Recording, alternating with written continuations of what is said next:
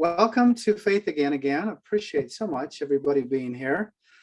Just love you guys, whether I know you or not. I know most of you, and I always appreciate you coming and sharing your thoughts, even if you don't say much or anything, or don't even show your face. It's good to have you here. I'm so delighted to have Ben Abbott, and I have to thank Andy Pitcher Davis. She's, for a number of months, pitched Ben to me, and the timing was never right. I had other speakers or conversation leads in the works, and actually I think Christmas is just a perfect time to have Ben come and share with us his thoughts about the ecology of Jesus, and because for many of us that's something that's super important to us, and to think about the importance of Jesus as creator and the creation at this time. Remember, we celebrate his birth. It's just a wonderful thing. So if you're not on mute, if you'd all mute yourselves, if you're not speaking, that'll help, and we won't have any background stuff. Thank you. So thank you, Andy, for doing that, connecting with Ben. Hopefully you went to the website, read about Ben, his bio, because we don't spend time introducing people, and check out the links under things to explore. He did a wonderful presentation at BYU along with I think it's the Kennedy Center. Anyway, it's really impressive. And then there's other resources there. I mean, you can't beat Wendell Berry and the other ones that he's got. Just really good stuff. And the Pope, huh? Yeah, the Pope. So anyway, really good stuff. So the wonderful thing about Ben is that he's also a musician. So at the end, we're going to do a couple of Christmas carols that he's going to lead us on in guitar. And when we do that, well, everybody will mute, because it'll be a disaster unless we do. And we'll listen to Ben and sing along with Ben, but we won't be able to hear each other, unfortunately. Someday we'll be able to meet live again, and that'll be a wonderful thing. But until then. So we've got a couple of other really cool things. Again, thanks to Andy. Set us up with Royden. Is it Royden Clark? I'm forgetting his last name. Royden Card. Sorry, Royden. Royden Card. And we're getting him on. He's getting on, but we're going to have Andy present us with some music and little thoughts with that music. And then we'll go to Royden Card. Royden Card. And a beautiful painter, an artist. And I've got 4 of his paintings, and he's going to read a little piece of poetry, not very long, while I show his paintings.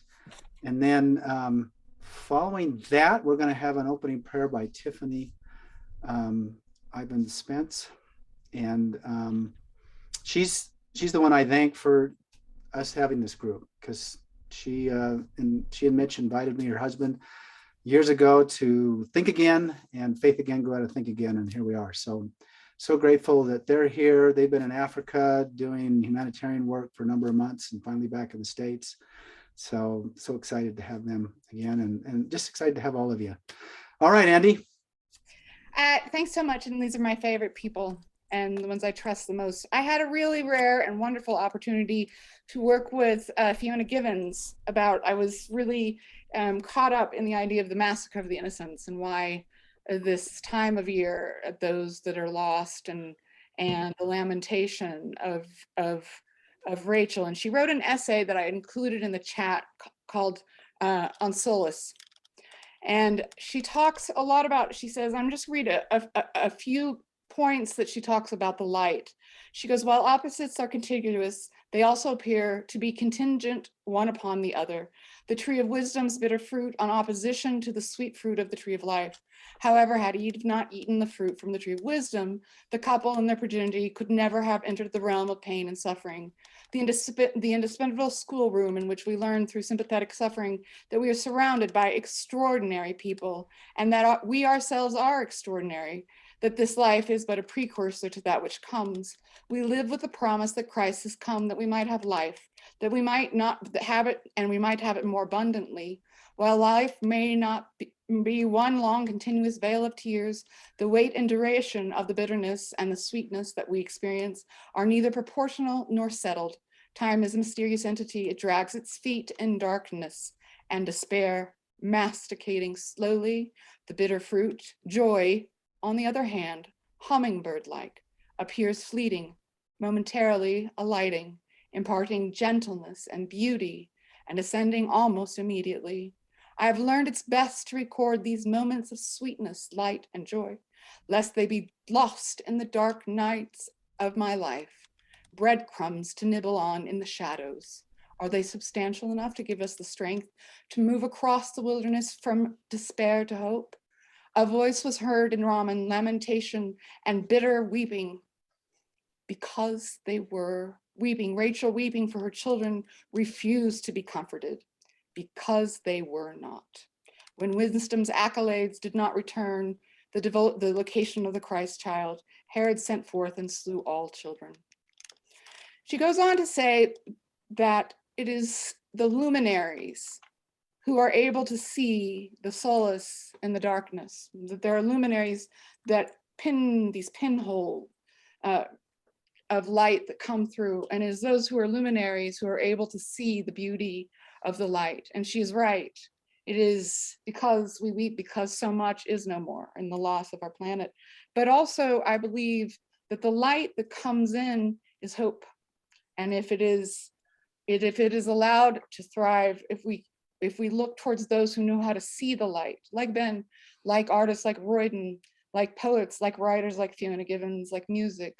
I've chosen, it's actually a traditional Greek carol, St. Basil's hymn, which is a hymn that marks the coming in of light again. It's traditionally played just after winter solstice and marks the light coming back in. So Ben, if you want to play that, here is a little pinpool of light.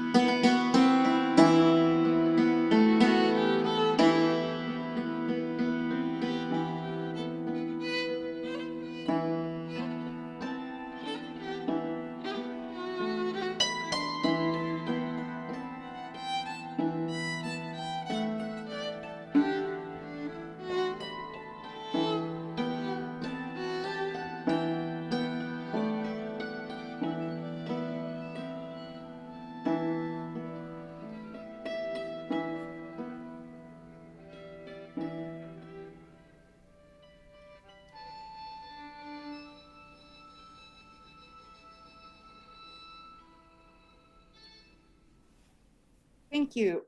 And I'm just going to put a link to that and the rest of that album I recorded with a fiddle player named Kristen Washburn in the chat. To Light and Luminaries and Ben Abbott. Andy, that was lovely. Thank you. Just to be clear, Andy's the one playing the dulcimer there. I'm not sure if you made that clear. Very talented and very beautiful. Thank you so much. It's a gorgeous piece of music. Tiffany, let's go ahead and have you offer the prayer, and then we'll go to Royden. That's okay? Thank you. Our Father in heaven, we are so grateful that we can gather together as friends and siblings and enjoyers of this earth. And we're thankful for Jay for coordinating this event and for Andy's help to bring Ben and Royden and all the other great luminaries who we get to enjoy dialogue and sup with at this time. And we pray that we can be open to thy spirit, that we can be empty vessels, that we can let truth flow through us, and that we can share it with those that can benefit, that we can be luminaries in our own spheres, and that we can draw upon the true light of Jesus Christ that heals and unifies and triumphs over the sorrow and the darkness and death. Help us, Father, to be better stewards of the resources we have, that we can more fully consecrate and share and lift and grow and love and promote peace. We thank thee again for all thou hast given unto us, and we say this in the name of Jesus Christ. Amen. Amen. Amen. Thank you. So Andy, is Royden on? I believe Royden is on. Where are you, Royden? Royden, do you have a mute on? I'm here. I Where just is it? unmuted. Yay! That's my favorite. Royden this is a really bad print that I made when Royden was my teacher, but he's been a better soul teacher and life teacher to me than even an art teacher, but beautiful work. And I'll put a link to his work in the chat as well. Thank you, Royden, for coming. Yes, Royden. It's a Glad to be pleasure here. to have you. Thank you. Thank you. So on my end, I'm going to start a little slideshow of just 4 of Royden's gorgeous paintings, and Royden's going to read a very short poem he wrote about it. So let me share screen and then tell me when you're ready, Royden. I'm ready. All right, let's see if I can make this work. Okay.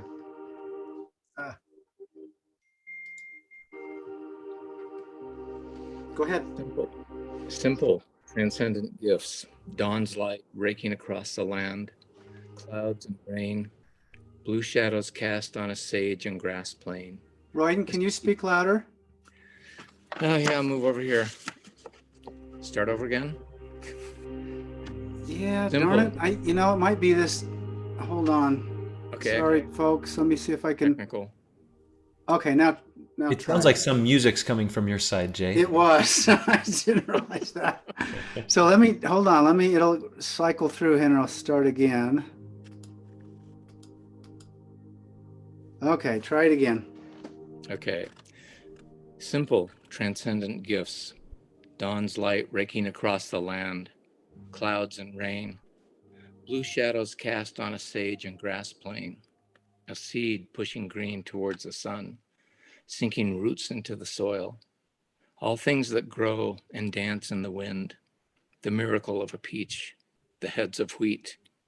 Bird song, blue sky. How beautiful, sweet, sublime, and holy.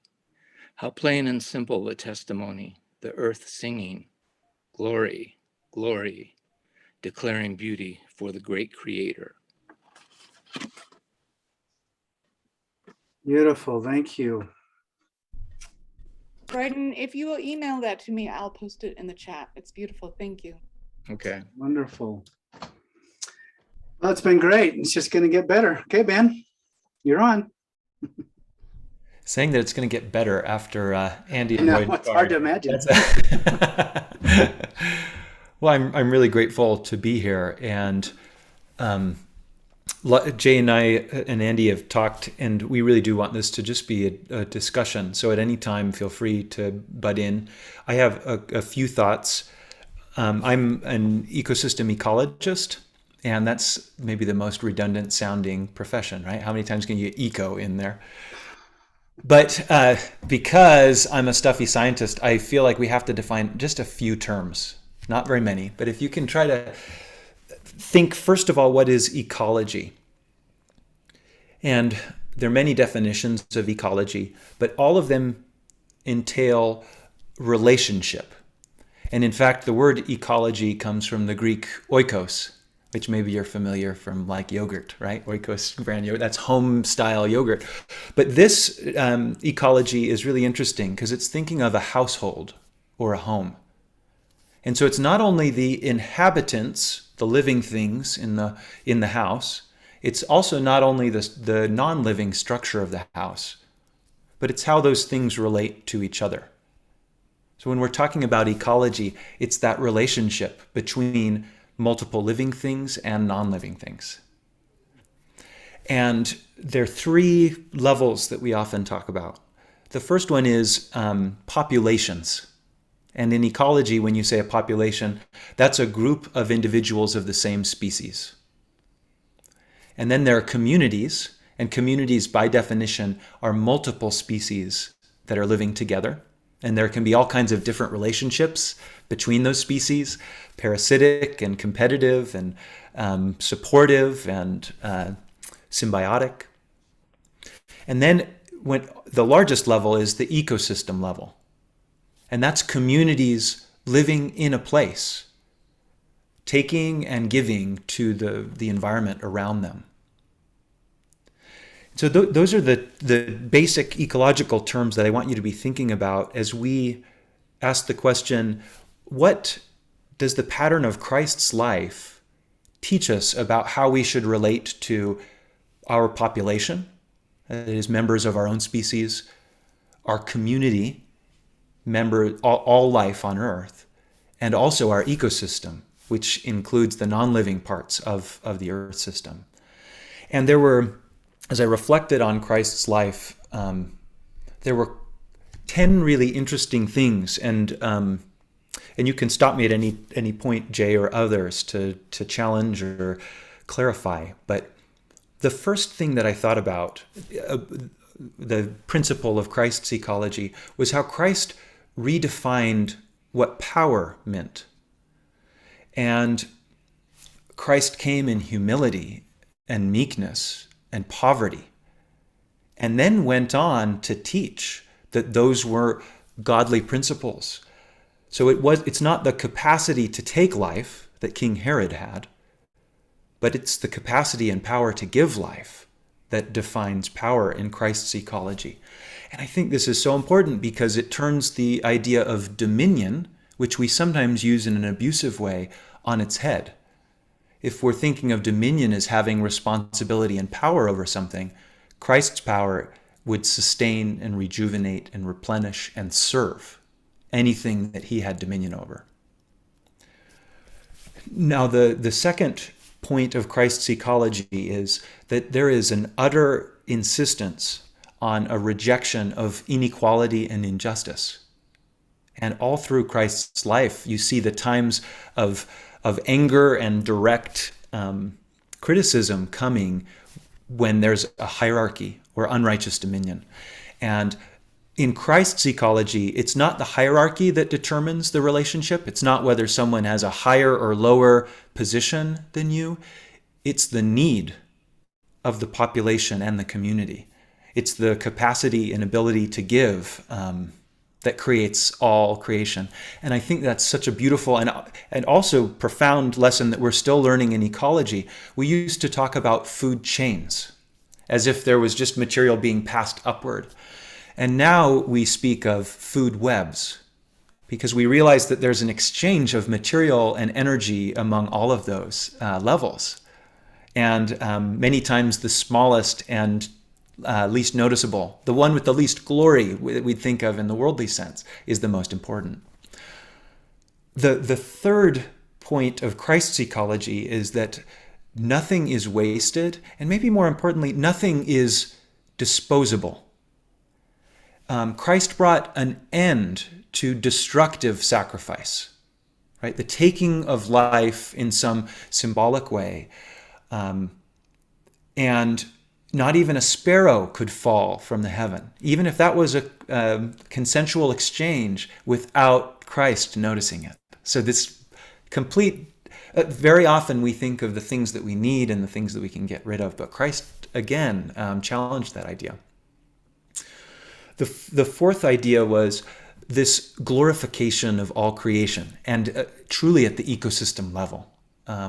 If you think of the metaphors that Christ used both to describe himself, but also to describe the purpose of the earth and the will of our heavenly parents, it was glorifying everything small, everything medium-sized, everything large.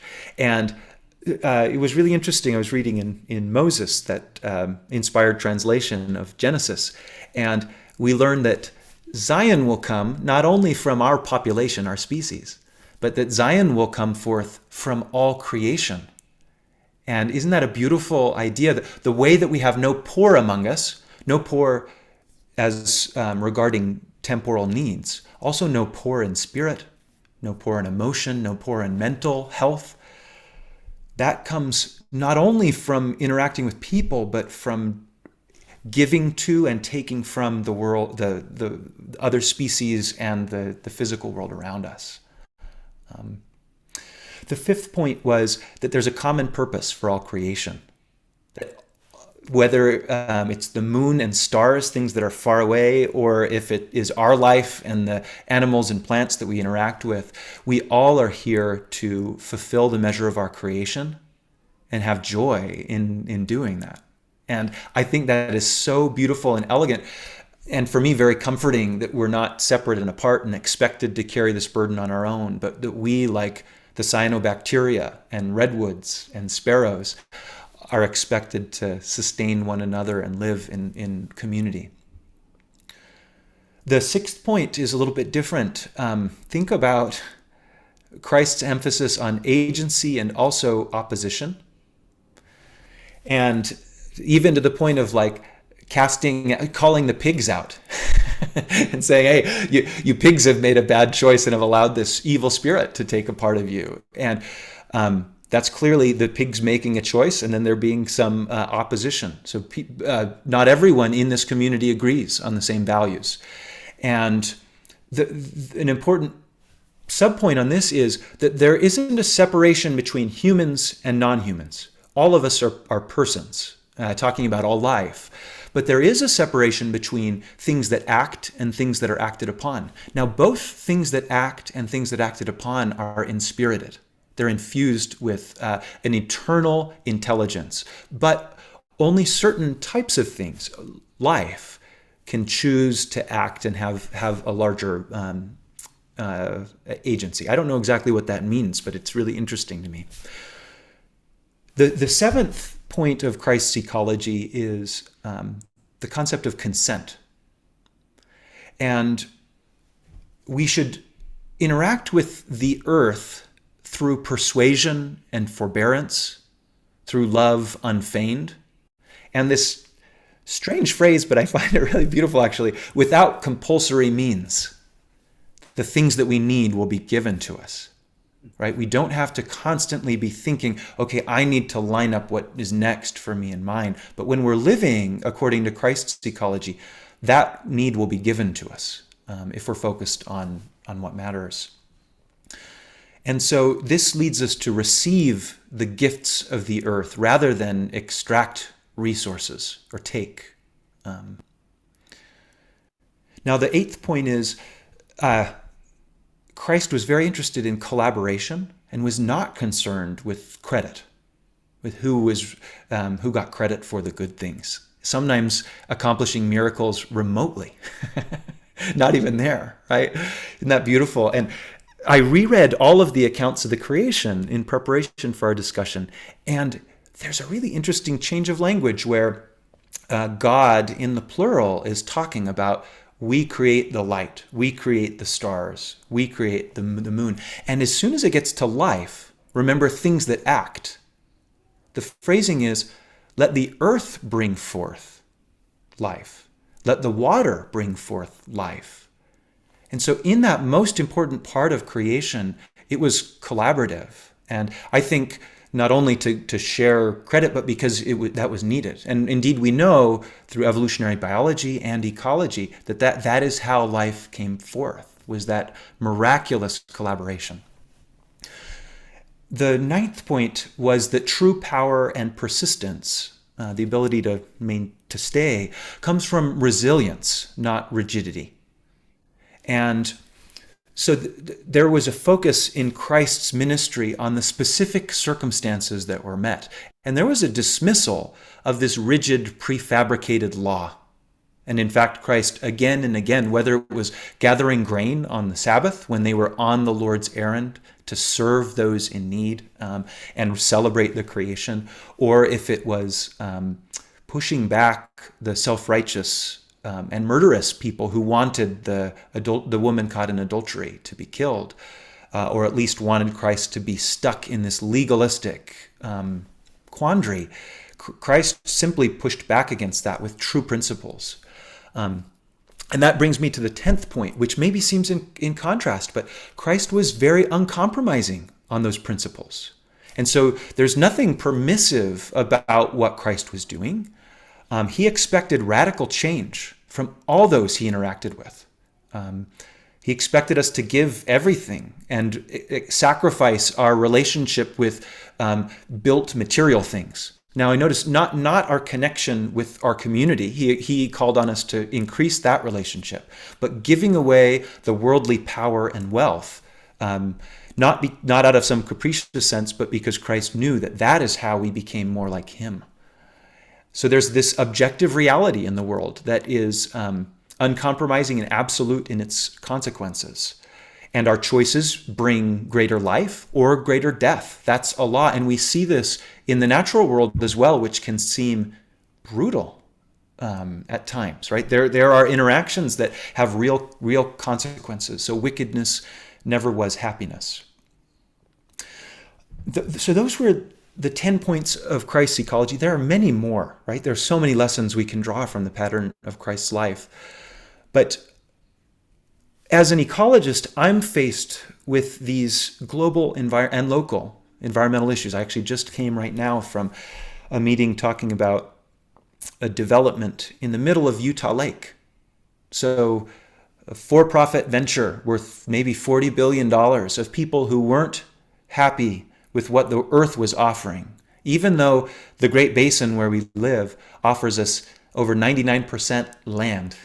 Places that are built for us to walk on. We felt like we need to coerce the one wet spot, the one freshwater lake, and fill that in and build there, right? So there are local issues, but there also are global issues. And actually, I wanted to share a figure, I guess, that my student Isabella Arrigo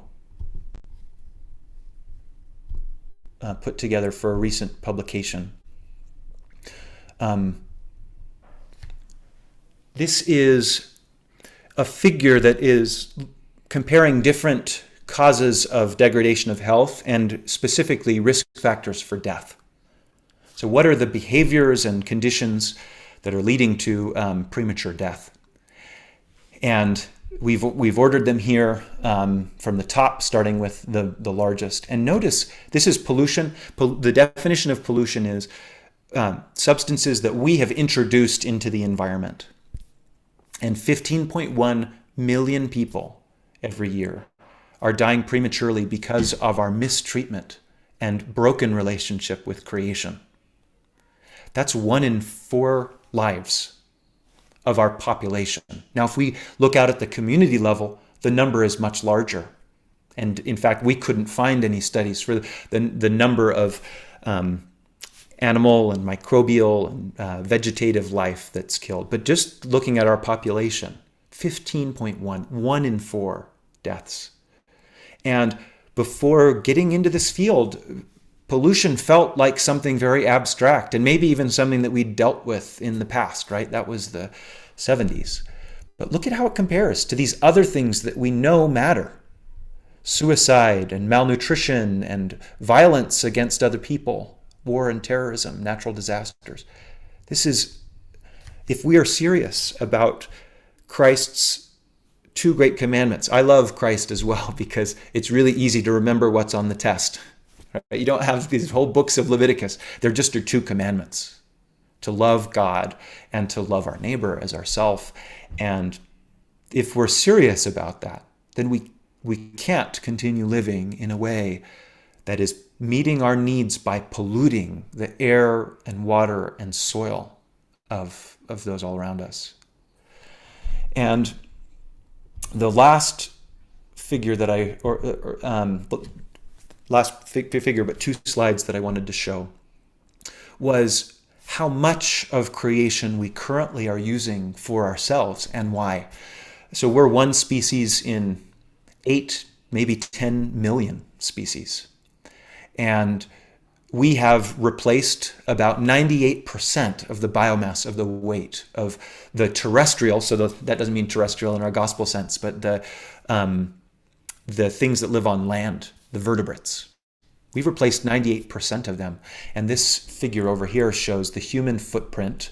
Now, the blue areas and these kind of turquoise areas, the blue areas are the remaining wilderness on land, and the turquoise areas are the remaining wilderness in the ocean. We sometimes feel like the ocean is so immense, there must be so much of it left, but in fact, we actually exploit more of the ocean because we can access it better with our machines. And so the human footprint is 77% of the land, excluding Antarctica, and 87% of the ocean. And the reason for that is many. We have lots of different activities that take a lot of space, but there's one that's most important. This is a figure that I really love, where we've taken the different types of land use all throughout the United States, and we've grouped them together by type. So over here, this is the amount of land that's dedicated to Christmas trees. Now, of course, that's spread out throughout the United States, but we cut down that many Christmas trees each year. 100 landowning families own an area as large as Florida. But this yellow area is the land that we use to grow food for livestock. Compare that with the food that we eat up here, a relatively small area. Now, we also should include the wheat exports that are feeding other people. That's food that we're sending out.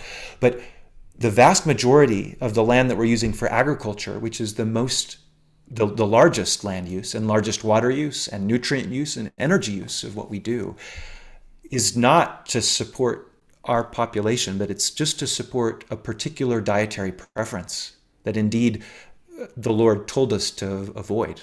First of all, not to do murder or anything like unto it. And then very clearly in the Doctrine and Covenants with the Word of Wisdom, to only eat animals when we must. And so thinking about these two things, the pollution that is killing so many of our brothers and sisters around the world, and then a choice of what we eat that is inflicting such a burden on our community and the ecosystem.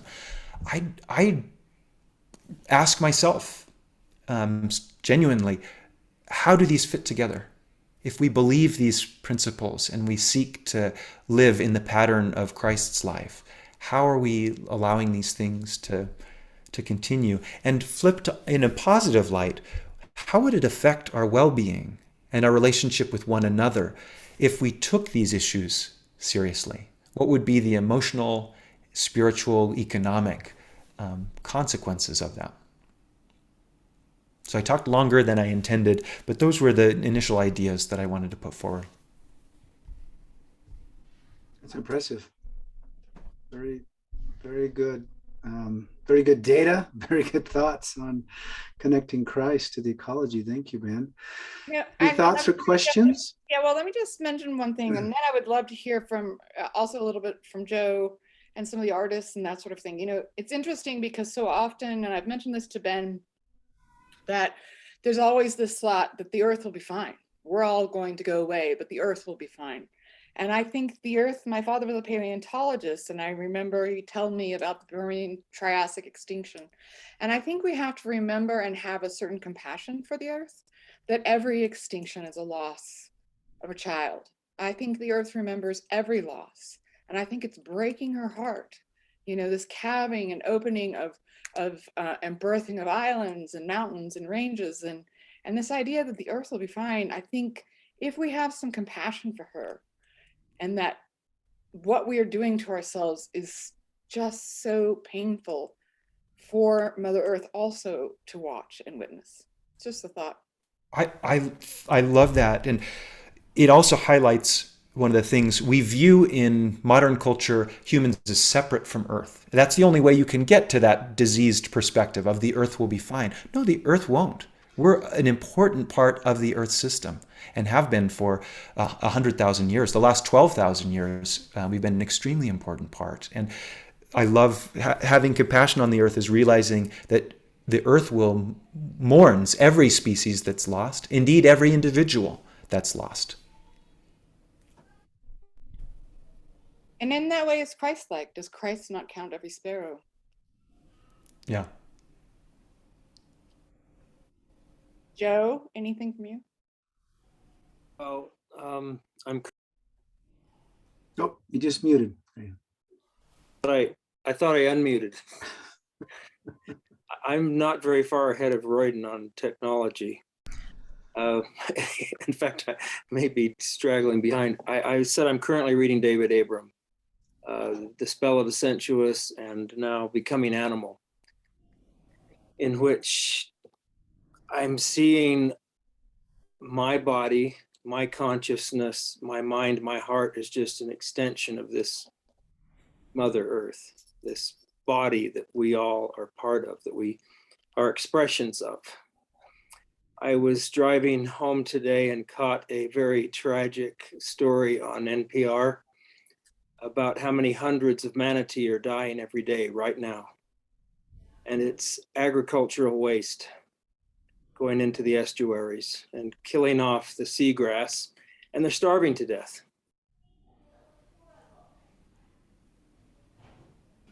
And I lost it. Had to get off the road and just have a good cry and then drive some more.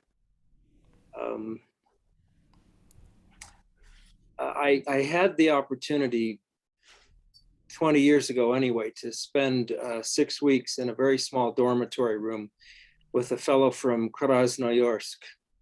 We were in the Republic of Latvia. It was during the Soviet times, and we were making clay together. And it was really wonderful, except that I didn't speak English and he didn't speak, I didn't speak Russian and he didn't speak English. But one thing he communicated to me was this Siberian proverb, I am the earth is me. And we have to get that. We are, I mean, what is this body we're living in? It's the stuff. It's literally the soil, the rocks, the water. I loved, Ben, what you were saying about in the creation, that the water brought forth and the earth brought forth. We are of this stuff. We're maybe made of two things. We're made of this earth and we're made of God's spirit. God put this life into us. Yes, we have this whole coeval intelligence that we are possessed of, and this agency, which is miraculous. But without that God mind that observed the energy in the beginning and called it forth to become all these elements on the periodic table, it's really quite a wonderful thing. Yeah. Anyway, that's what's cutting through my mind as you're talking, and it's great stuff. And Christ in the middle of it. As what does Emmanuel mean? God with us. He came and was with us in this. Yeah. So true. Can I make a comment or a question? Yeah, where are you? I'm Mark Coles Ritchie, friend of Ben's and Andy's and others. Nice. And also vegetation ecologist, community ecologist. Yeah, Mark. Yeah. But oftentimes when I try to help others understand and help myself understand why people of my faith and members of the Church of Jesus Christ of Latter-day Saints seem to be insensitive to the environmental issues of our day, I sometimes think and tell people that the pioneers that came to this land, the traditional homelands of many indigenous groups, when they came here, they had to struggle to survive. They had to chop down the trees and divert the streams and maybe kill animals to survive. And so I tell people that that mindset lingers in a lot of people's minds today. This attitude of using the resources of the earth, maybe, and now we can use them and abuse them so much better or more efficiently and destructively than in the past. So that's a long-winded statement, but my question and comment is it easier for us now to appreciate the earth, the beauties and the marvels of the systems, the ecosystems and the interactions, and just the beauties of a flower or a bird or a manatee? Is it easier now than it was in the 1800s or at the time of Christ? I just wonder if we have the luxury of thinking more about the earth and its aesthetic and spiritual beauty and wonder than in the past. I don't know, Ben, if you have any thoughts on that. Yeah, the first thought is it is easier in some ways to admire nature from afar when the crickets aren't eating your wheat. Yeah, right. On the other hand, it's only when you have that disconnection from the ecosystem that you have the luxury of pretending like you could throw it away or you could destroy it without consequences. Right? When you see your crops fail and the mountainside get eroded, like Wendell Berry tells this beautiful story of his father having that experience. They were tobacco farmers. And because of economic choices, it put pressure on their family. They cut down the trees and planted tobacco on a steep slope that they knew they shouldn't.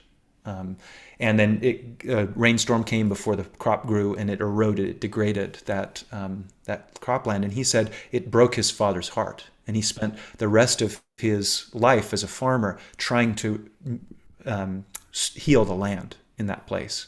And so that's the difference for me, right? And that's what we sometimes don't have. Now, I think also about blessed are they who believe with, or who are humble without being constrained to be. So we could have the best of both situations. If we choose to be humble, we have godlike powers in some ways. And if we choose to be humble and choose to continue honoring the earth, which is, of course, in our self-interest, but also is a way of worshiping God, then we can be comfortable and not die when something goes wrong, but also make sure that we are aware of that connection to the earth. Thank you. I have a quick question. It's interesting. Ben came, most of you know, I experienced a terrible wildfire in Colorado, the troublesome and devastating.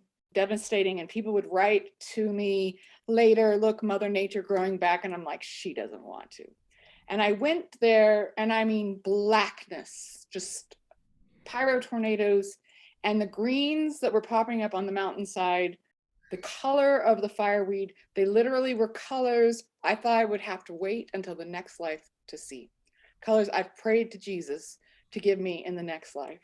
And the eagerness and the resiliency, the odd thing is I sat there with Ben and I looked out, and we nickel and dime grace, and the eagerness to be gave me more hope than ever. And it's one of those things, it's one of the reasons why I'm such a fan of Royden's artwork and the way Royden sees color. I don't know if you can lean over just a little bit, but the way we see, so the question is, how do we see hope? Mm-hmm. How do we see hope now? Tiffany? I just am reflecting on some experiences that we've had in West Africa over the past year. my husband and I moved with our children to Ghana, but we were doing work in several different countries. And we had the opportunity to go into a remote part of Benin where we saw these amazing women's cooperatives tilling the earth, and like their symbol, like their kind of rally was a shovel. And to see all these mamas come with babies on their backs with shovels, and this was their sign of power. And it was so literal in this visual of the impact of stewardship and what it means for life and for creation and symbiosis and everything. It was very spiritual. And we left from there and went down to do a training in Cotonou with some priesthood leaders. We're working with the Africa West Area Presidency on expanding access to education through churches as community learning centers, where anyone in the community can come to the center. It's led by young single adults. So we were training these leaders who are tasked with rolling out this new kind of stewardship, which is, increasing access to education across West Africa. And I had this profound contrast, with them showing up in white shirts and ties as their armor or their symbol. And I felt like instead of training on deployment and hierarchies, that it would be better if we had a dialogue about what is stewardship. And we went to Genesis, and somebody had pulled out, the subdue and have dominion thereon and subdue the earth. And then we worked on defining those words. And what's so fascinating is that every person's definition was so power-oriented, control-oriented, force, manipulation, suppression. And I referred to the Oxford English Dictionary that defines subdue as to lead kindly. And that blew their minds. I mean, it's mind-blowing still for all of us, I think, to try to figure that out. But just in a practical way, I think I'm just still thinking this question of aesthetic versus function. And these African mamas that we work with, when I would sit there and say how beautiful it was, and they're wiping sweat off and they're depending on their crop to survive, there's no doubt they have a closer relationship to the earth than I do. And there's something about the aesthetic that is ethereal. As they look at me and I'm commenting, I think they perceive that I have zero clue of what it takes. Anyway, so it's complicated, and I feel a responsibility, but I look forward to being taught more by all of you, because I'm still wrestling with this in a major way. Thank you. Thank you. Catherine, Madison, Stephen, some of our great environmental people there. Any thoughts you want to share? Even. I don't know where Stephen is. Ben, I just really loved all of those connections that you made to Christ. It's been sort of a point of interest for me, thinking about the beautiful harmony of the masculine and the feminine within Christ, and the ways in which his embodiment on earth demonstrated the way to move forward in power that is love, not power that is hierarchy. And I think for me, part of the reason why he was so rejected and so really just vilified was because he represented those interconnections and those networks, and the way in which you help an individual and you help a community access its own power and fulfill that measure of creation. And so like the way that I've been able to sort of express that hope in Christ has been through delving into a study of the divine feminine, and through poetry accessing how that manifests in myself and how that manifests in the natural world, and finding this feminine energy that can heal. And I've been following not pretty closely some of the indigenous tribes in Ecuador who are trying to fight these big oil companies, and women are leading the charge, like they're the ones who are saying, we know this land, we know it intimately, we are connected to it, we know every plant, what will harm, what will heal. We've been here for generations. This is our land. This is not just our land, it's our body, it's our home. And it doesn't need to be saved, it needs to be respected. And that for me is sort of the energy of the moment, this sort of feminine energy coming forth saying, fighting this, right? Like saying this is enough. And for me, that is Zion coming forth, that is Christ coming forth, that is our inner work having to address our wounds from patriarchy, from the wounded masculine and the wounded feminine, that we have to really look at that as individuals and as a community before we can sort of allow this Zion, feminine Zion, to sort of arise. And I loved that part about Zion being not just us, not just humans in some void, right? Like it's this earth. And we know we have such a unique doctrine that this earth is a soul, that it will be celestialized. Amazing. Yeah. Like amazing. So what does the earth have to teach us?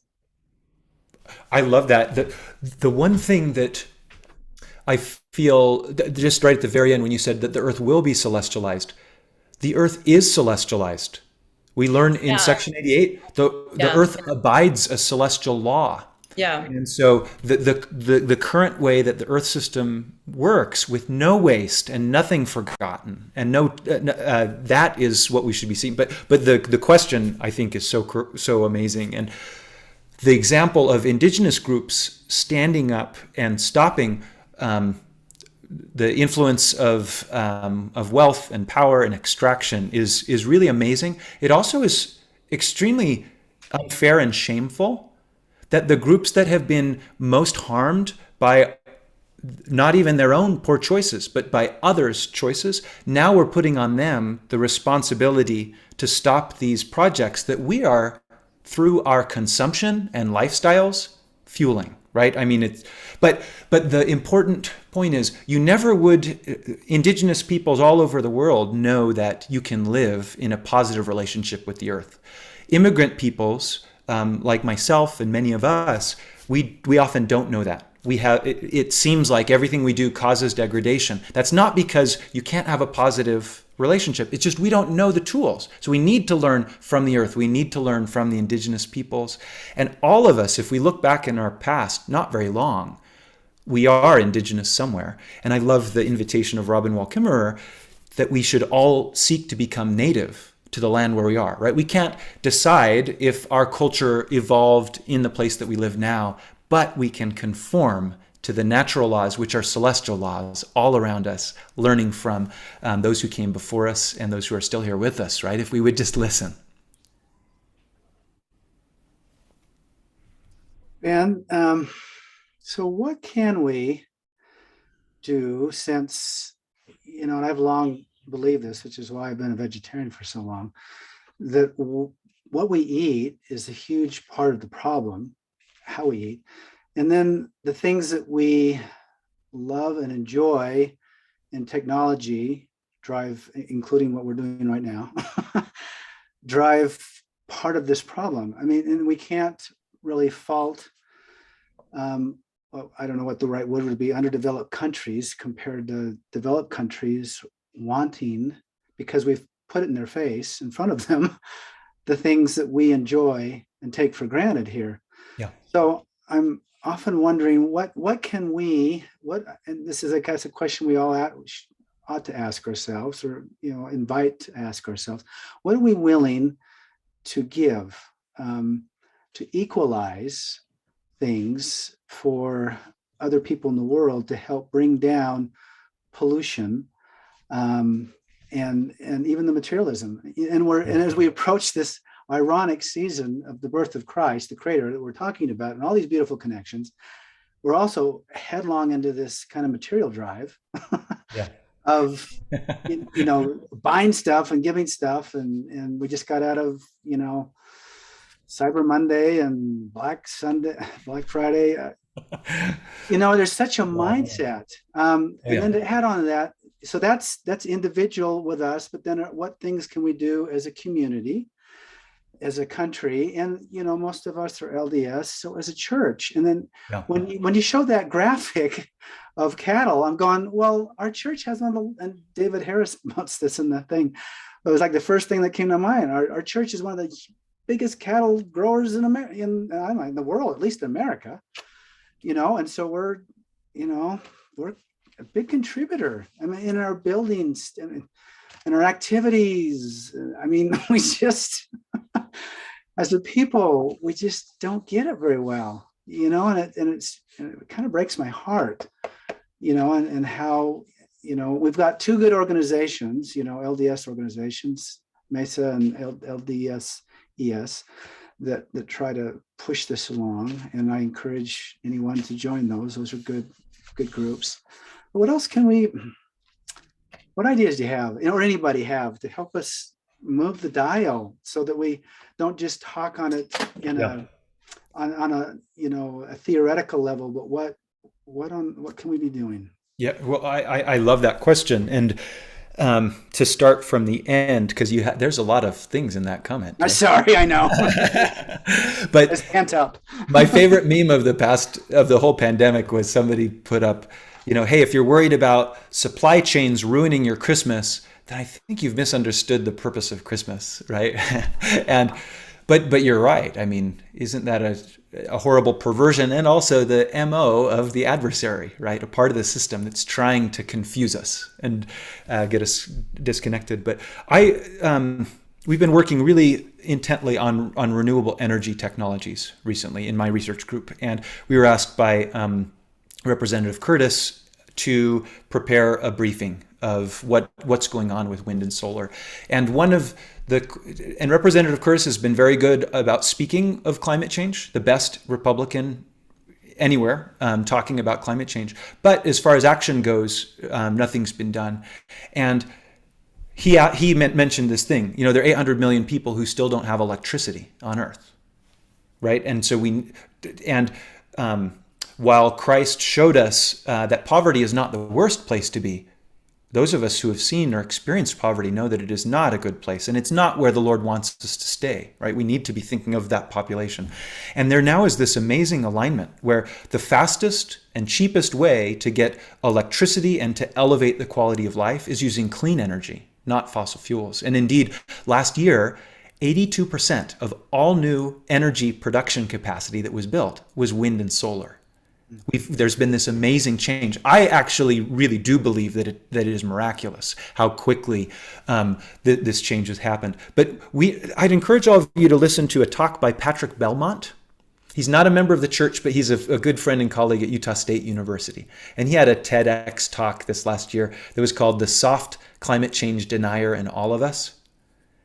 And he really points out, first of all, we can live a wonderful and abundant lifestyle with a fraction of the consumption that we have. It is not about sacrificing happiness or joy or the abundance of life to make room for other humans and non-human persons. We can do this. And the promise in section 104 is truly beautiful, that there is enough and to spare if we use the gifts of the earth to lift up the poor and bring down the rich, right? Those are the conditions. And that's what we see, where a very small portion of people are consuming much more than can be done. So changing your diet is big.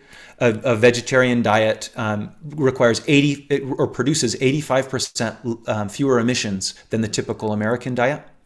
Transportation is the largest source of pollution and greenhouse gas emissions in the United States. So how you get around is one of the most important things you can change, right? Can you use your body, the gift that God has given you? If you can't use your body, use mass transit, use an electric vehicle. All of those options reduce enormously the pollution that is caused.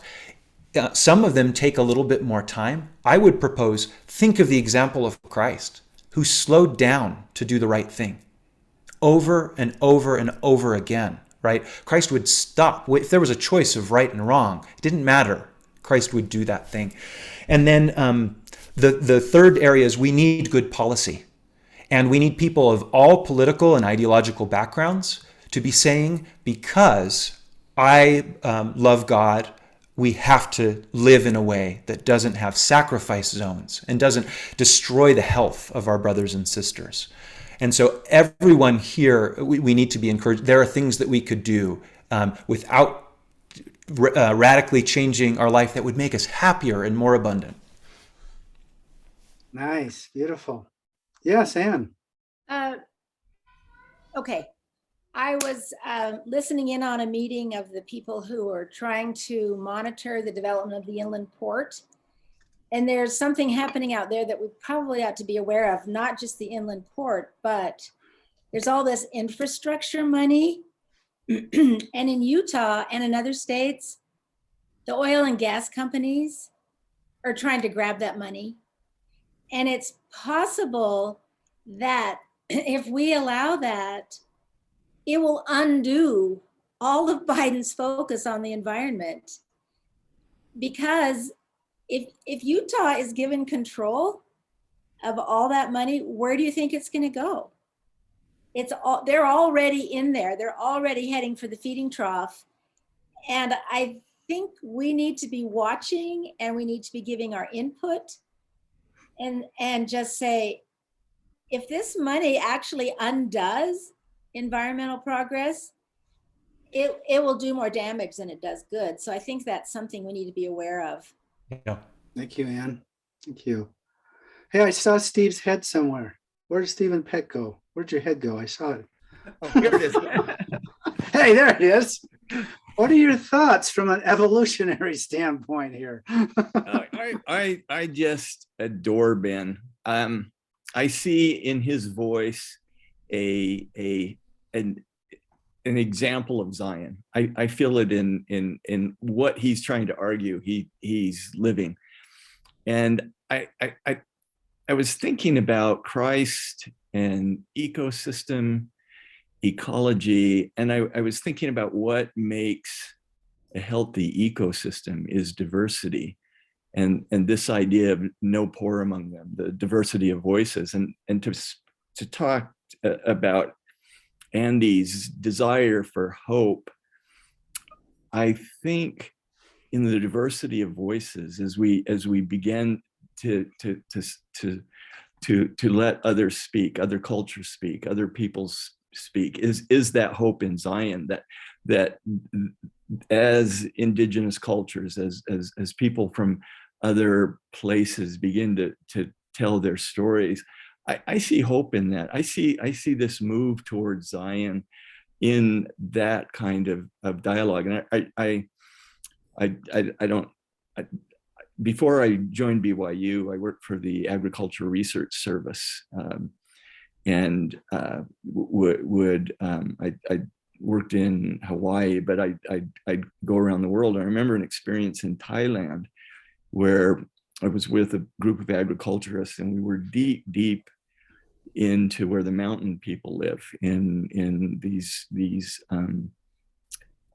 very, very primitive conditions. And when I got there, I was surprised to find a TV antenna in almost every house. And I realized that there was this univocal Western perspective being pumped into everybody's culture there. And I think that this export of this single culture and its commercial interests and all the things about it have been a force of evil in the world.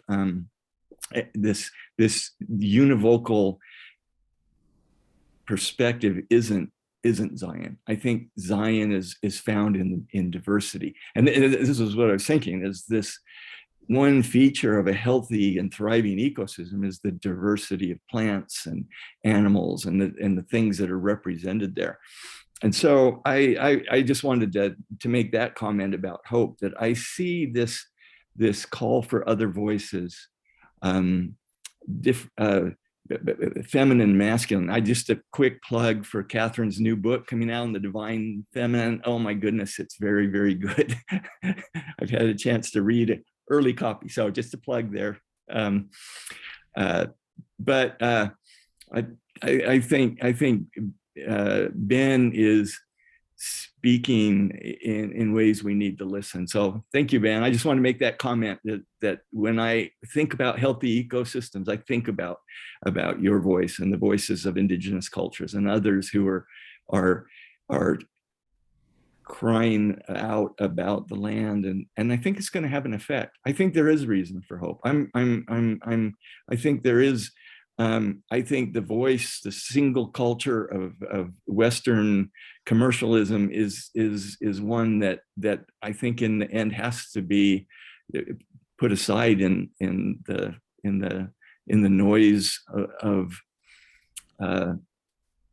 that we generate. I mean, I've been thinking about audio ecology, and I've become very aware of noise, and I started making this connection between all the noise that I hear, engines and plane engines flying over, and I'm trying to record birds, and the amount of becomes hyper aware of the amount of gasoline engines going off, and this noise has become kind of a metaphor for me for the voices of the world that want us to buy and use fossil fuels and all that. It's a kind of noise, and it generates noise, and it's this weird kind of ecological thought. But no, I really appreciate the perspective you've given, Ben, and I think we need to think more carefully about the ways that Christ gives an ecological message and an ecological perspective on how to live. So thank you. Steve, can I ask you a quick question? Because your biology and your collaboration with art and poetry, and mentioning Catherine's book for sure, and the work you've done with Jackie Leishman, where's that intersection? What is that? Why?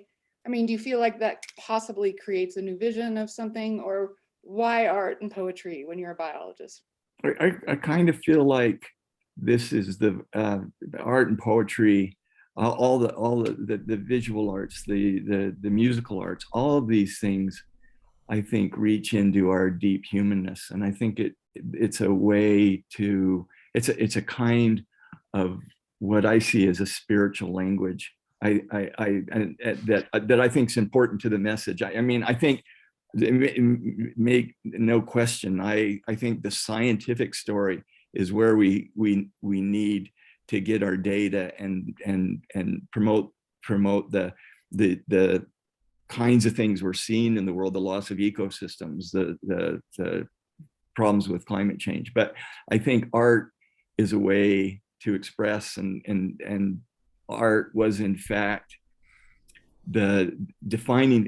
If you look in human evolution, you see this at about 50,000 years, art appears. And all of a sudden, the languages start to we become human at that point. I think that's the point we became human, is when we began to express things symbolically, and we began to be able to, I think, to care and to draw on caves and create beads and all these kinds of things. It became an expression of human creativity and human worship, and all these things, I think, appeared. So, but I'm talking too much, so. That's great, thank you. Poor Joe's gonna have his hand fall off if he doesn't get called on here.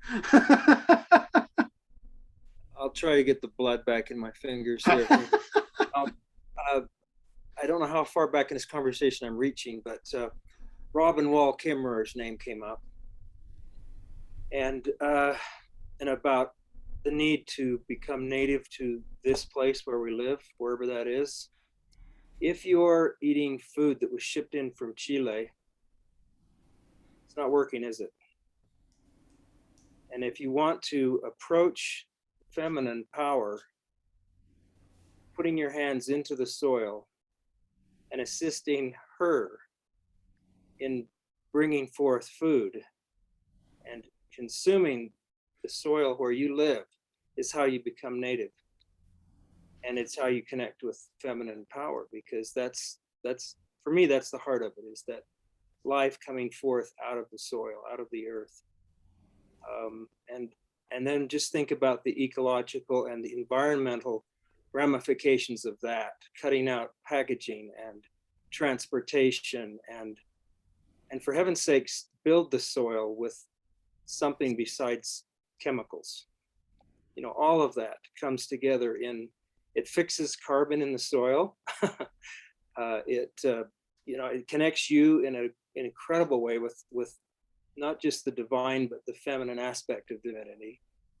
And it makes you native to that place. And that's what I wanted to bring out. Thank you. I love that idea, but could I respond real quickly? Please. I agree. And sustainable regenerative agriculture is such an important thing. However, agriculture in our temperate sense does not make sense everywhere. And if you look at indigenous cultures going on a walkabout, or Christ going into the wilderness, they weren't growing wheat there. And so one thing that I do see that can be a problem is trying to use that same kind of generic global agriculture, even gardening, in all places. And so, for example, about 82% of our water here in Utah is used for agriculture, much of it alfalfa, which is feed that's not used for humans, but for livestock. And so it may make more sense, because we were sojourners and then we ended up stuck in this place. It may actually make more sense to ship in a larger amount of food than you would have in a pre-industrial society. So, sorry, I just wanted to give that. That's the little ecologist in me. Sure. Well, I guess I cut my teeth on Spencer Kimball. Yeah. As a young man, and that was part of his shtick. And I love, my grandfather's name was Kimball, and my cousins are all named Kimball because of Spencer W. Kimball. That idea of gardening in your that's such a great use of the earth and relationship, as opposed to growing grass. But I'm thinking of large scale agriculture. If we were trying to grow all of the food for the people in Utah within Utah, it would be an ecological disaster. Thankfully, we're bringing that in from other places that are more suited to having high production. Thank you. Thank you both. Hey, Madison, I'd like you to share anything that's on your mind. So Madison does, I guess you'd call it a blog and podcast, Bristlecone Fireside. He also works for the Southern Utah Wilderness Alliance. Most of you know that. But what thoughts come to you? That I'm really happy that I've had some of the people here who've already spoken on my podcast. That I'm just really, we've got a really good community here, within the kind of the larger Mormon community of really earthy people who found ways to connect their faith to the earth. And so like Jay said, I work for the Southern Utah Wilderness Alliance. For those that don't know, I'm the faith community organizer. And so my role specifically is to organize within Utah's communities of faith for the defense of Utah's wild spaces, and specifically Mormon community, because that's the biggest community that there is here. And what I've found over the last 3 years as I've been doing this job is that we need to find a way to draw upon our faith to help us solve the climate crisis and this crisis of our relationship with the natural world. But I'm also really interested in the reverse of that question of how can we draw upon the earth to address our crisis of faith and our spiritual alienation from this world. And I am a huge believer that the more intimately we can draw closer to the earth, I think it will do a lot of work to heal our own spiritual woundedness and our own spiritual crises. And that feedback loop feeds back on itself, and it feeds back on itself and feeds back on itself, so that as we draw closer to the earth, we're spiritually healed. And as we become spiritually healed, we will be better able to address our environmental crises. And so that's kind of what my podcast is about. So if anyone wanted to listen to my podcast. Thank you, Madison. A good plug for that. Real quick, Riley, you have your hand up. Unmute yourself. There you go. Hi, I'm Riley Nelson. I teach biology at Brigham Young University, and I've got 163 students in my class right now. and 2 more lectures before they go away to wherever they go. I teach a cross section of members of the church with a variety of interests. I have a question for Ben, and for Steve can jump in too. How do I communicate better? You don't know what I've said in class already. I've been talking to them forever.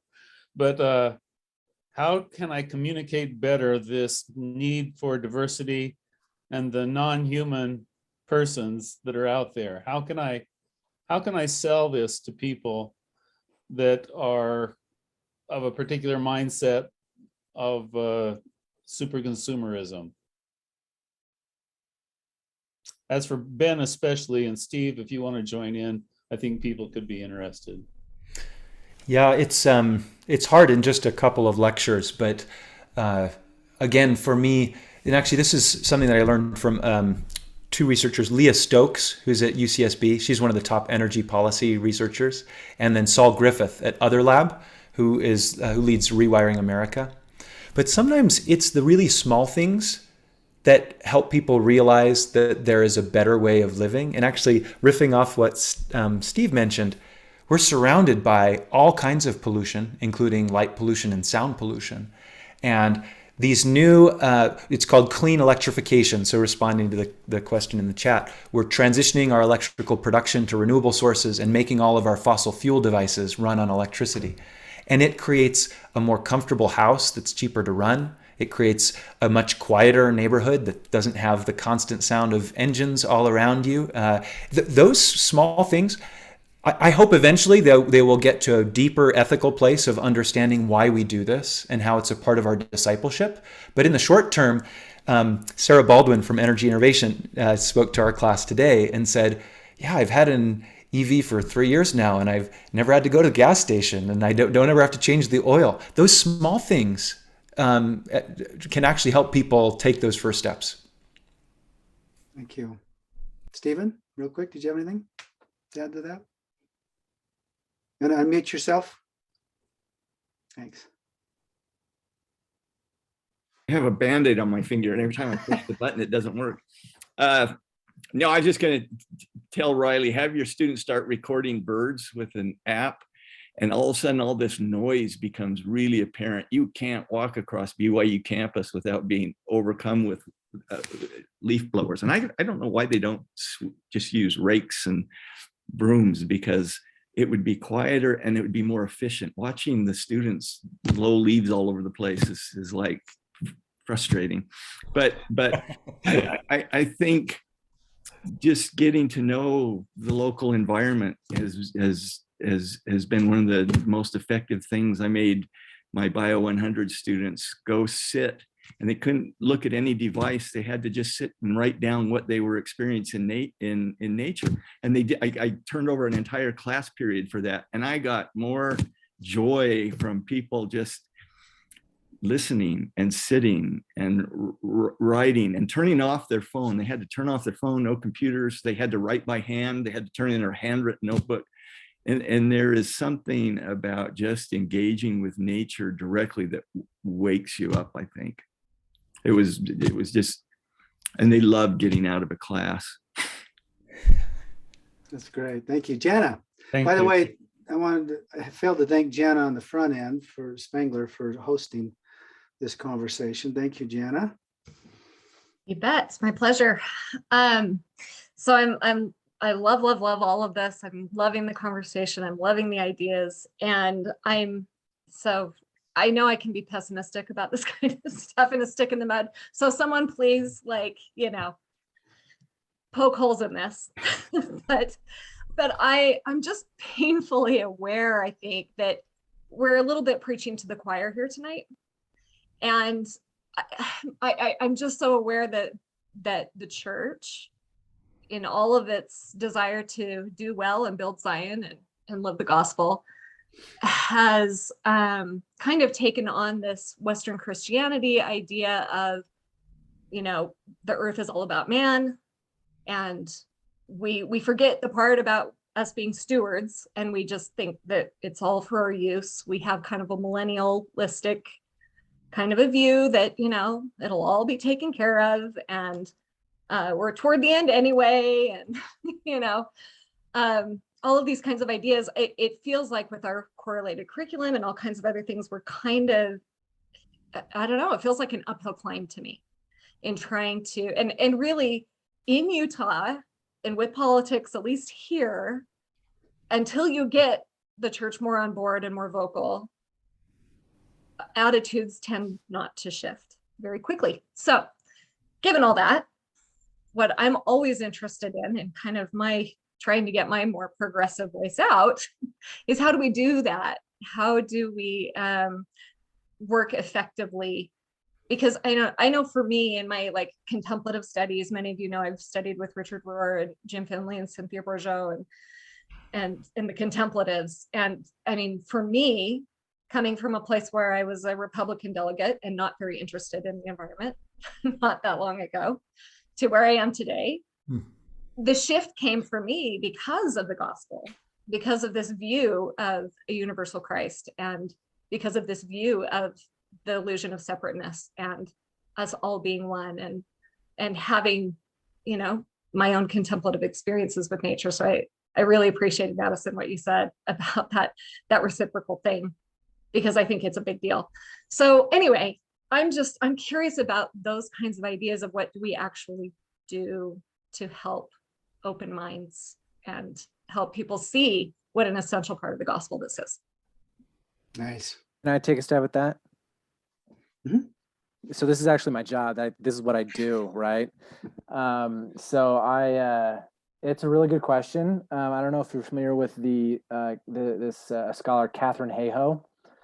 She's a fantastic climate communicator, and she's done a lot of study and research on how do we effectively communicate the science so that it can actually move the needle in people's hearts, right? And what essentially they found is like facts and figures do not change people's minds, right? It's relationships, it's love, it's inspiration. Just like we were saying that like your contemplative experiences with the natural world is what actually shifted the dial for you. Because I know that's why I do the work with Briscoe and Firesides, which is like it's full of essays and poetry and conversations and stuff. But before the pandemic started, I was actually doing a lot of what might be considered lobbying the church to do like environmental stuff, where I was meeting with people who worked in the church office building, who worked in the history department, public affairs, and I went and gave presentations. There are a lot of people who work for the church that care a lot about this stuff. And granted, they might not have as much power as a handful of brethren do. But there are, I think this group right here is just a cross section of the people that exist in the Latter-day Saint community that care about this. But I've also developed a hint of pessimism as well that we've seen with the vaccine stuff, that if the church says do this, there's going to be a bunch of people who are just going to say, no, I'm not going to do that. And so I'm a little bit cautious now about saying, well, if only the brethren said something about, the earth, maybe that would help move the needle, but I'm just not so sure anymore. And so I think that what really will help people is learning how we can facilitate contemplative experiences in the wild with people so that they can actually be transformed by their relationship with the earth. And so I don't know what that looks like on a grander scale, but I know that is the thing that actually will change people. Thank you, Madison. Thank you, Jana. Can I make one comment on that? Yeah, real quick. We're getting. Yeah. Oh, okay. I was just going to recommend everybody look at Brian Harnetti's work. He's an audio ecologist, and he started taking. This was in small town Ohio, where there was very conservative branch and an environmental branch trying to wake people up to the dangers of fracking. And he started taking groups of these two different groups for forest walks. And he said it was really awkward at first, but as people began to walk through the forest, they started doing this more and more weeks. And he even got ATV groups to go on the walk with him and meet the environmentalists. And as they connected as people, he discovered that those voices they began to reach each other, and they began to talk together about what values they shared, and they all cared about forest, and they all cared about the land, and as that occurred, there was a shift in the needle for both groups. So Brian Harnetti's just the name. So That's beautiful. Can you put that in the chat, that name? Because yeah, that'd be good.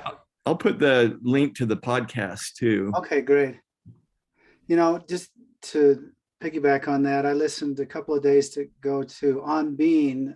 Krista Tippett interviewed Jane Goodall within the last several months. And Jane Goodall describes meeting with, this is, quite a few years ago, with scientists and people who would experiment upon apes, and cause them great suffering. And, obviously Jane Goodall just hated that was done, but the way she approached it was very gentle and thoughtful, just sharing stories of her experience with the apes with them. And she was able to change hearts and minds, not by being confrontational, but again, as Madison said, right, sharing stories and time with them. So Ben, you strike me as like the perfect face and voice for anybody that wants to move the dial, because you somehow can say it so hopeful and positive, and focus on the things that can be done, and actually state the hard data and facts, but in a way that I think people could receive. And so I'd like to try to mimic that more. I tend to want to just get confrontational at times. And I love your thoughtful, loving approach. And again, DNC 121 is, that is, and that is born. I was just reading that this morning, interestingly enough. And, it's not really a revelation. It was, if you read the Revelations in Context part in the Gospel Library, he was kind of penning that letter to, I can't remember the guy's name, but one of the people in the jail that had 10 kids, and he's just dying to know that his family's out there without anybody to help him, getting chased around by the Missourians. And so often revelation it comes that way. What we would maybe call revelation, what we call it now is revelation. It wasn't really officially revelation at that point. And out of that angst and pain of being in that circumstance, and he's just kind of calling down the vengeance of God upon all these people that are, causing everybody so much misery. But at the end of the day, it's persuasion, this love, this patience, this long suffering, which is really hard. But that's what I too feel called, to try that. And I fail most of the time, but that's where I think we will move the dial, as opposed to just entrenching ourselves and things are black and white and they're Republican and we're Democrat, and oh gosh, we're just not going to get anywhere. But if we see them as human beings, right? Same species, most of the things we share on this earth and share in values, we do share by far. And so I don't know. So, we're about out of time here. We are out of time, sorry. And I wanted to have a couple of sing-alongs, Christmas carols at the end, if we can. Ben, do you want to say anything to wrap things up before we do that? Well, I love where the conversation has gone. Thank you for sharing your thoughts. And Jana, what Jana mentioned really struck me as well, of a recent change. And that was one of, kind of economic models and even some environmental models treat human nature as fixed, that we're always going to be operating off of the same principles. And that's not what Christ teaches us. Christ teaches us that we can change and become aware and repent. And then I love what you said too, Jay, at the end about being patient and empathetic toward others. It's really helpful, I find, to be able to share success stories. And we have overcome enormous challenges at the individual and communal level. There was a hole in the ozone layer, the thing that protects that allows life on Earth, a hole that was growing rapidly. And we solved that problem. The Montreal Accord every country on earth agreed to make a substantial change, and it solved that problem. We've done the same thing with many other issues. Air pollution is decreasing in the United States, not everywhere on earth, but I think that having some concrete, pardon the metaphor, but some concrete examples of environmental successes is really helpful. I am hopeful, both from a gospel perspective, well, 3 reasons. The Lord teaches us that our efforts are not in vain, right? We have that promise that they will be effectual. The second thing is I have children, and I simply can't allow us to fail. I'm dedicated to making sure that we succeed. And then third, I'm convinced that we can solve this because of the science that I do and the changes that we've seen again and again and again in energy and transportation and lifestyle. That gives me hope about what we can do in the future. Thank you. Well, wow, what a great evening. Thanks to all of you so much for being here. Andy, thanks for helping kick this off and suggesting Ben and Royden and the beautiful music. And Jana, thank you for hosting us. Ben, that was just awesome. I really, really appreciate it. And all of you just being here, even if you didn't get a chance to share something. Thank you. And Anne, yeah, on this inland port, that's a huge thing. We've actually had a whole evening on just the inland port talking about that. But yeah, anything we can do to push, to not have that pushed along. But anyway, it's a beautiful time of year. Maybe we can think about what we learned tonight and hopefully apply it going forward, and seek to hear stories from those who don't see it like we do, so that they'll be interested in hearing our story and success stories like Ben says, and also things that hopefully we're doing in our lives, to make a difference. Those things I think do make a difference in the end. So thank you. So Christmas Carol time, Ben. Great. Start us out. So to make this work, we're going to the rest of us going to need to mute while Ben leads us in a couple of Christmas carols. I don't know if my mom is still on, but she gets credit for all of this. I asked her, hey, what would be the best Christmas carols to do? And I've got one that I think all of you will know, and then one that you may not know, but you should, one of the most beautiful ones. So this is the one that we'll get started with something we know. Once in Royal David City, one of my favorite hymns.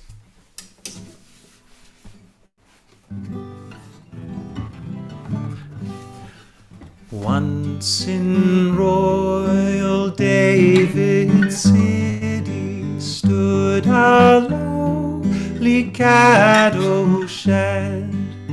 There a mother laid her baby in a manger for his bed. Mary was that mother mild, Jesus Christ, her little child.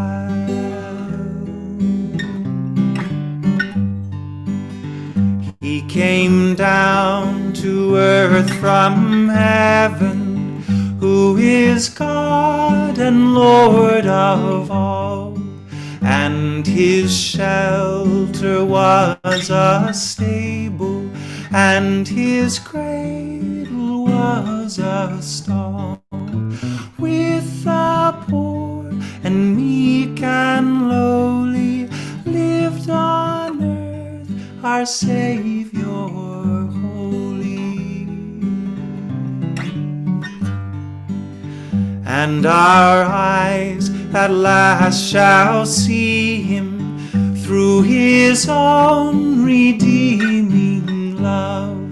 For that child so dear and gentle is our Lord in heaven above, and he leads his children on to the place where he is gone.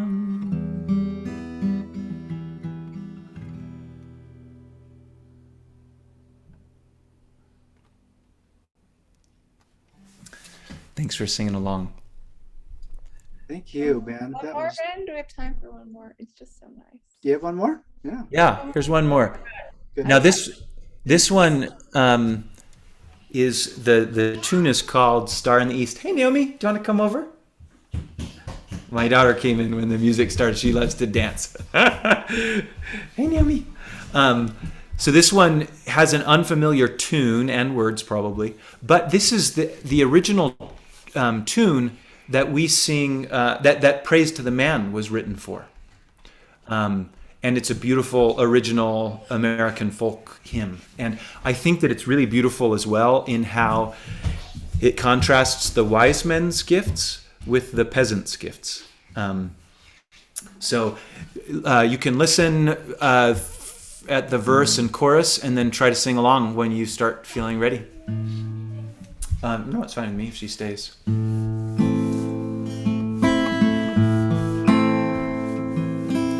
Hail the blessed morn, see the great, oh, sorry. Give me just one second. Hail the blessed morn, see the great mediator, down from the regions of glory descend. Shepherds go worship the babe in the manger, lo, for his guard the bright angels attend. Brightest and best of the stars of the morning, dawn on our darkness and lend us thy aid. Star in the east, our horizon adorning, guide where our infant Redeemer was laid.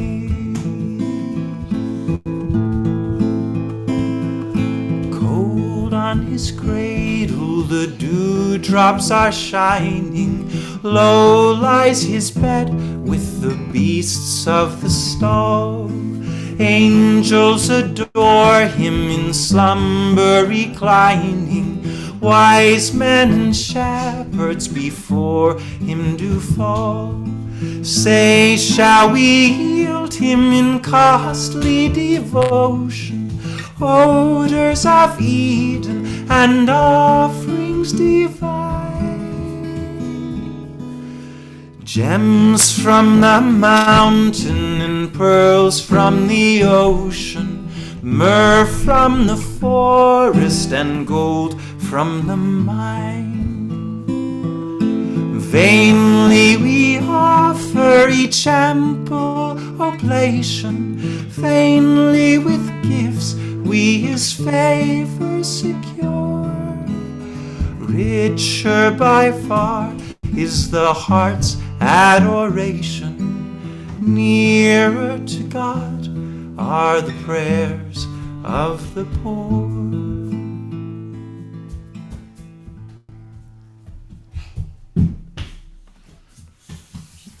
That was gorgeous.